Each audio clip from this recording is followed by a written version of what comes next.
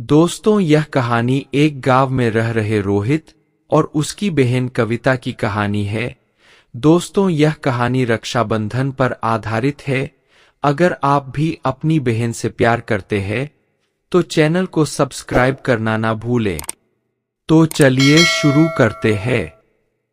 बचपन से ही कविता और उसके भाई रोहित के बीच बहुत गहरा रिश्ता था। दोनों एक छोटे से गांव में रहते थे जहां उनके माता पिता खेती करते थे।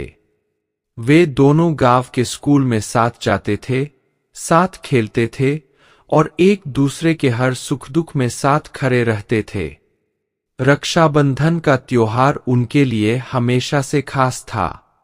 कविता हर साल अपने हाथों से राखी बनाती थी और रोहित भी उसे एक प्यारा सा तोहफा देने के लिए बचत करता था। समय बीतता गया और दोनों बड़े हो गए। रोहित ने शहर में नौकरी करने का निर्णय लिया क्योंकि उसे परिवार की आर्थिक स्थिति को सुधारना था।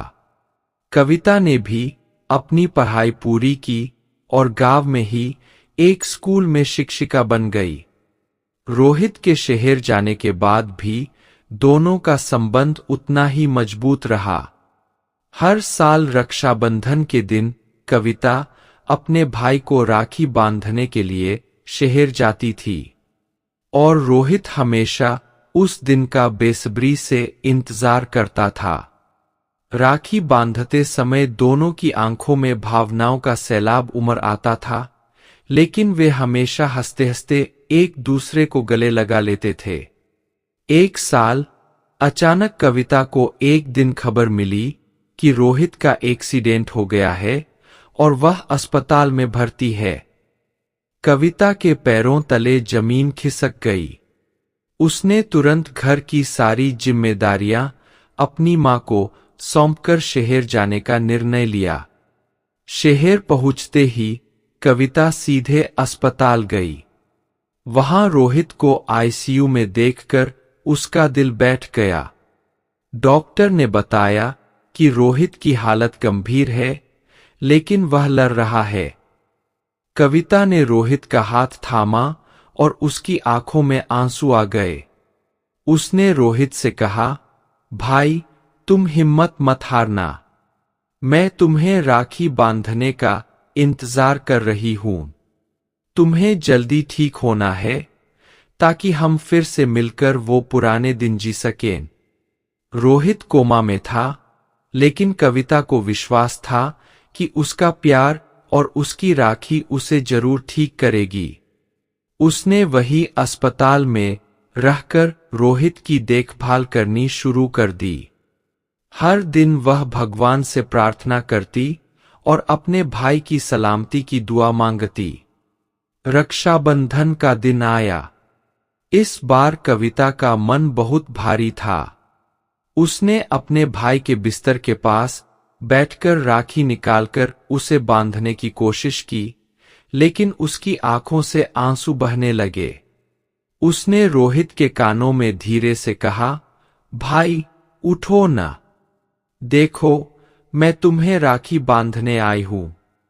तुमने हमेशा मुझसे कहा था कि तुम्हें राखी के दिन का इंतजार रहता है। आज मैं भी उसी इंतजार में हूं। कविता ने रोहित की कलाई पर राखी बांधी और उसकी आंखों से आंसू बहते रहे। तभी अचानक उसने महसूस किया कि रोहित की उंगलियां हिलने लगी है। कविता का दिल धड़कने लगा। उसने जल्दी से डॉक्टर को बुलाया। डॉक्टर ने रोहित की जांच की और मुस्कुराते हुए कहा, यह चमत्कार है। आपका भाई अब धीरे धीरे ठीक हो रहा है। कविता की खुशी का ठिकाना नहीं था।